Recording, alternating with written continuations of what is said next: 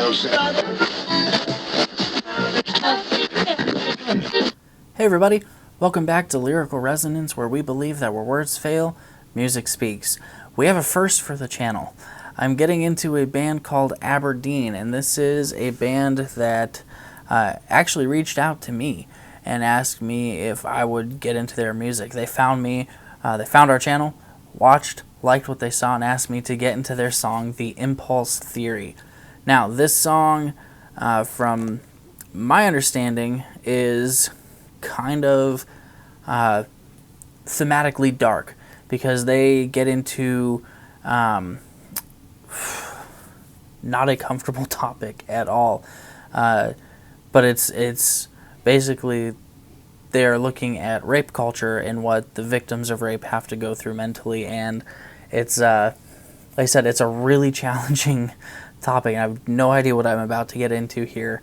But they thought it would be cool to see somebody from a Christian perspective look at this song and kind of give some thoughts to it. So that's what we're doing today.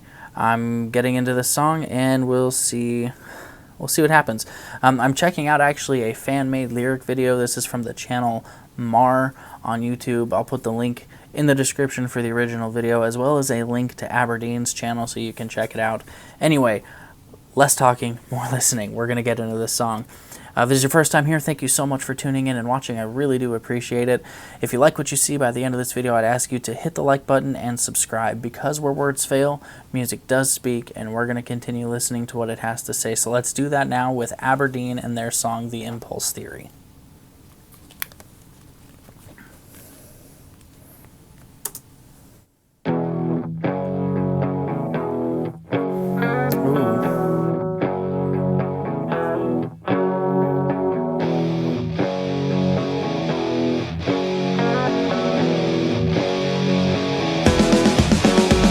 Okay.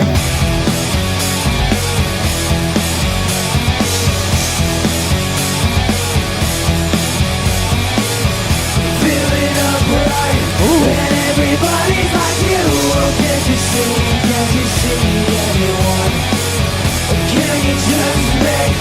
Why can't you tell me the truth? Oh, when you sleep last night, you're a victim, and they say boys will be boys. Well, shrug it off, my friend. Make them forget just every thought you employed. Oh, can't you see the end? Hate to see it spread in the river, and you can see the end. Don't even know it, but if you let them in, you can ignite it, for everyone is dead on the inside. So right away, there's a real strong, like, grunge vibe to this, and I don't dislike it, man. It sounds really good. Kind of not what I was expecting. I was expecting, I don't know what I was expecting, but I kind of anticipated that there was going to be some, like, I don't know. I expected it to be a little bit heavier, I guess. So yeah, this is definitely interesting. I'm gonna keep listening. I like what I hear. I mean, it sounds good. Sounds like I said, it sounds very grunge, almost like Nirvana, almost. So I'm gonna keep listening because I'm interested, and I want to see where they take this from here. So let's keep going.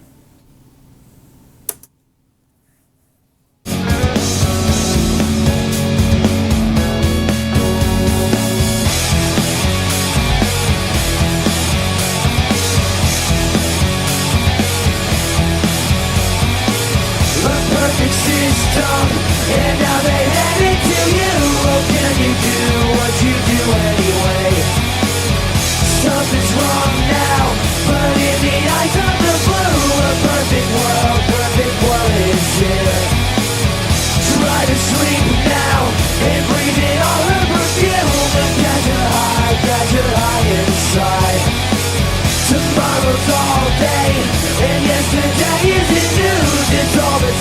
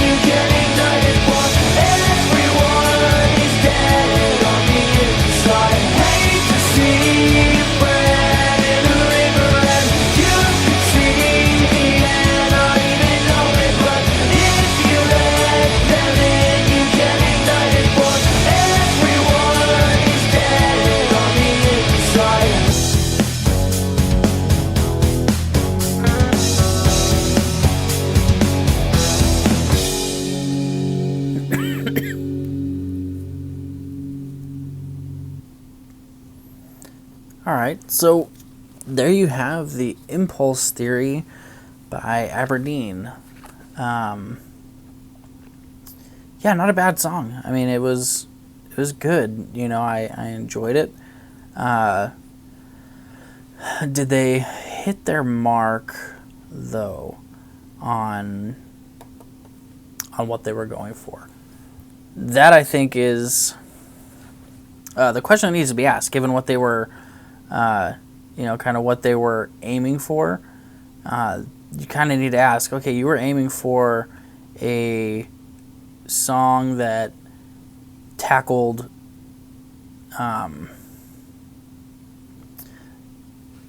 the rape culture and tried to view it from the mindset of a rape survivor. I have friends who have been. I have family, close family, who have been sexually assaulted, and I can tell you that the line that they absolutely nailed is that line that everybody's dead on the inside, because it rips a part of you away. It absolutely destroys, and is, how do I want to phrase this, man? Is the kind of thing that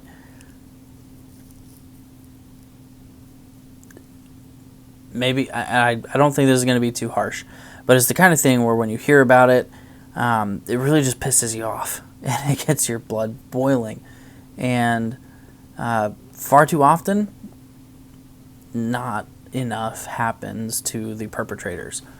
And I've got to try not to get too angry as I'm trying to process this, because it would be easy for me to, because of the people I know who have dealt with something like this.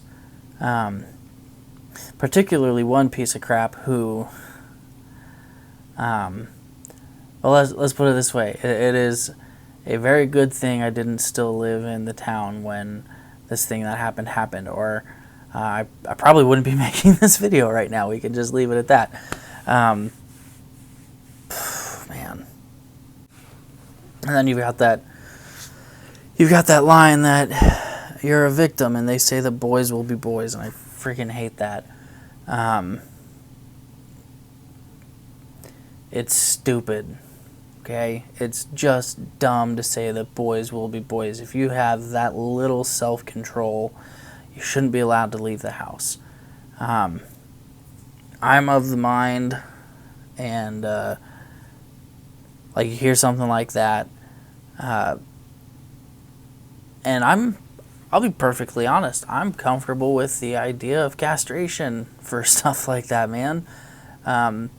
Tie a millstone around their neck and throw them into the depths of the ocean. And I get, I'm a Christian, I'm supposed to be loving and forgiving. Well, you know what, there are some things that, humanly speaking, Jesus might be able to forgive you, but I'm not Jesus, and personal responsibility, man, accountability, and people like that. How do I say this Christianly, man? People like that should not be allowed to just walk free.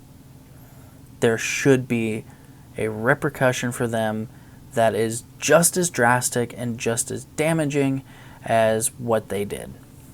Plain and simple. To them, it should be just as damaging and irreparable as what they did to somebody else.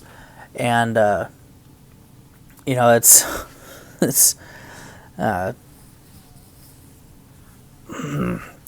goodness, this frustrates me. They say at one point there's nothing new. Yesterday's not news. It's all the same. It's all the same old thing. Nothing new happens. And, we run into this thing where we see stories like this all the time, And I almost wonder if we don't see so many of them that we become desensitized to them, to where we just, okay, it happened, sucks, but at least it wasn't me, you know. And I almost wonder if that's what happens, and that's a dangerous thing to let happen too. Like, you know, there are certain things that really boil God's blood, and those kind of things should be the things that boil ours too.